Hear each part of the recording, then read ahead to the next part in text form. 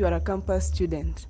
Maybe you can tell us how you've navigated through all these obstacles until you made it to campus, and what are some of the challenges that you are facing here in campus as a student?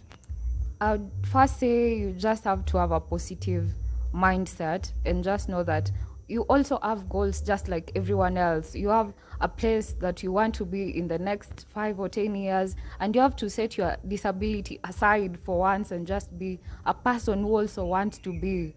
And develop, like, be social, interact with people just like everyone else. Just get yourself, create for yourself the normal environment which you are obviously not in, and participate in everything like everyone else. And Okay, that's awesome. And then, okay, looking at you, I asked you whether you are a model or not. So how do you do it? okay, I'd say I'm a fashion enthusiast, and one of the things that get me out there actually is self-esteem. And for me, self-esteem means that I have to look good. The fact that you're disabled doesn't mean that so unafaa to parara and all. So looking good is my first weapon to face the world. Juu nikikaa vizuri, I'll obviously be confident enough to walk around even if I'm not with my friends. Yeah. So how has campus life been? Campus life has been tough for, like, just for almost every comrade through kuinama and stuff. It hasn't been easy, by the way, but as a person living with disability, I'd say the most common challenge is just accessing classes, moving around. Maybe I have difficulties in movement. Sometimes I go through a lot of pain having to move around for to go to classes and all if I walk for long distances. And I'm sure it is a huge challenge to most of the students living with disabilities here in school. And I think the school should employ things like maybe bringing up structures that are disability friendly.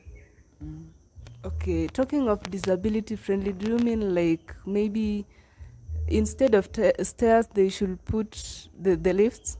Yeah, they should improvise lifts, because Kenya as a country, we have advanced in technology, and things that like lifts should not be a problem for us. And put up structures that maybe have ramps to increase accessibility for people who are using wheelchairs. Yeah. Okay, so as a person with disability and very positive minded like you, where do you see yourself in maybe 5 years or six to come? I see myself very far, of course. I see myself maybe becoming a model, maybe, of course, but I'm so enthusiastic about my course, my career as a linguist, as a somebody who is inspired through literary works, and I would love to be a writer, maybe, but I'm also very enthusiastic about social mediaing and media as a sector. I would love to be a journalist probably in the future. Okay, thank you. And so you've said that you maybe would like to be a media personnel. What are the things you are doing to make you achieve all this?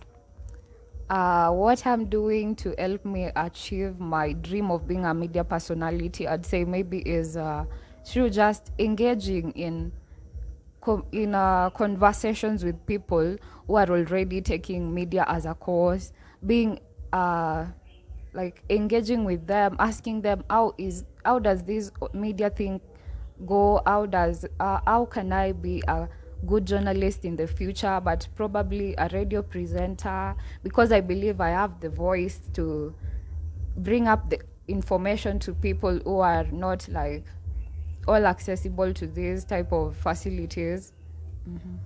So you personally love reading. You are pursuing a course which involves, okay, a course itself is English literature. So have you ever written maybe a journal or something? I used to do writings, but not nowadays. I used to do spoken words. I used to write poems. Yeah, that. Okay, what happened that maybe made you stop? I just stopped. I don't know.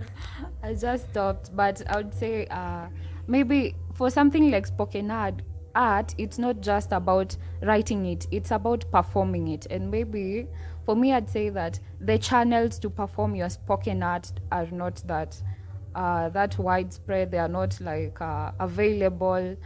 So like the performing stage, the audience to perform to is a big challenge, and that is what discouraged me to stop writing. Okay. So if now you'll find, if maybe you find a platform that can may help you elevate all this, can you start it over again? I would. I've been thinking of starting it over again because I've been seeing some of my friends performing their art through this program inakuwa supported by Maseno students. It's called Spoken Art Thursday. It's usually held at Millennium to support young talents and all. And it is a safe space where you can feel free to share with your fellow comrades what you have written, your artistic side of life. Yeah. Okay, maybe we hope you'd join this club as a as a starting platform for you to elevate your talents or your whatever you want to pursue maybe in future. Yes, I'm already considering that.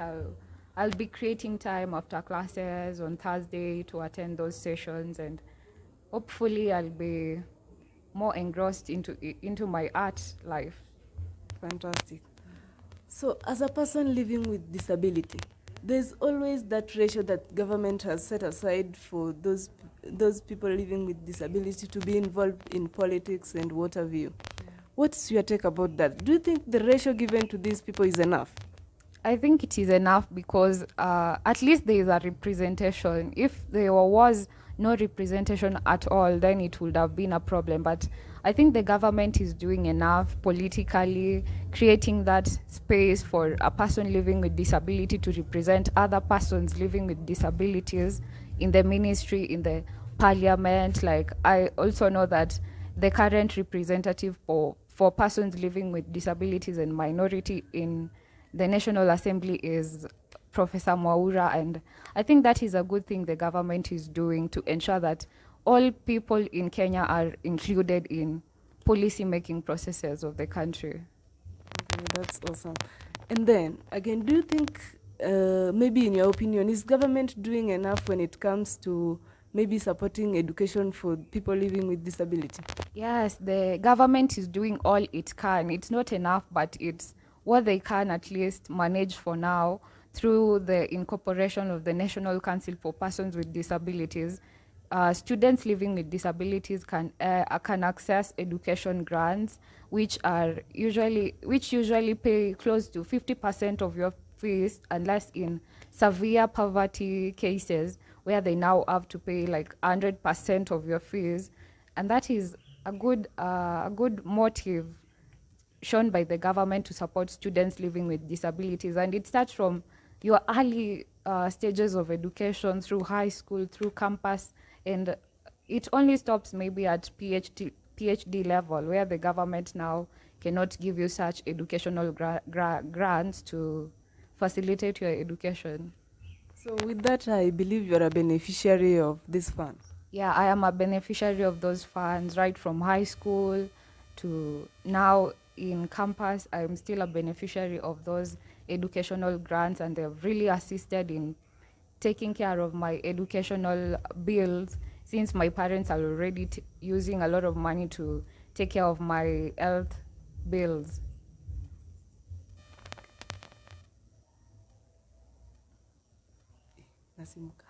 So, as a person with disability who have accepted herself and okay, I can say you are ready to come out because I'm here interviewing you for an online channel. So, what advice can you give to those people who are still struggling and saying that now that I'm disabled, I can't do it, I can't make it even to campus? What advice can you give to them? Okay, coming out and realizing yourself as a person living with disability is not easy because of the stigma and all that. The feeling of not feeling among, like you just can't feel normal in a society that is already treating you abnormally. But then this is a you person. I mean, every other person gets out there as them, and you're also like, you are you. You should also give yourself the chance to get out there, explore, access education, because they say education is empowerment. Empower yourself academically.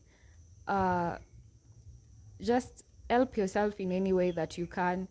Interact with people. Give yourself the chance to feel normal. I would say so. Okay. So, as we conclude, maybe you can give an advice to those people with disability and even parents raising kids with disability. First, to parents, I would say that they should accept their children who are able differently. They should not isolate them, hide them. They should give them the platform to go out there and explore for themselves. Let them be the judge of, I want to hide myself because the society is harsh, but it shouldn't be a parent's decision to keep their children away from the real world. They should accept them, treat them equally like the other siblings, engage them in house chores and almost everything in the house, just like my parents did. And for somebody living with disability out there, I would just tell them to just go out there and do something with their lives, because life is already a privilege and you can't be wasting it hiding. Thank you so much, Isabel, for for creating time to get you involved in this session. We really appreciate your presence. Actually, I'm really so excited because this was the very first lady I interviewed ever since I started this channel. It's have been not easy, but thank you so much, Isabel, for accepting to come and join us in this session. To my viewers, I may say you watch this video, share and subscribe so that people can get to know how to live with people with disability and give them an equal chances when it comes to schooling and even life at large. Thank you so much. May you please subscribe, share and comment.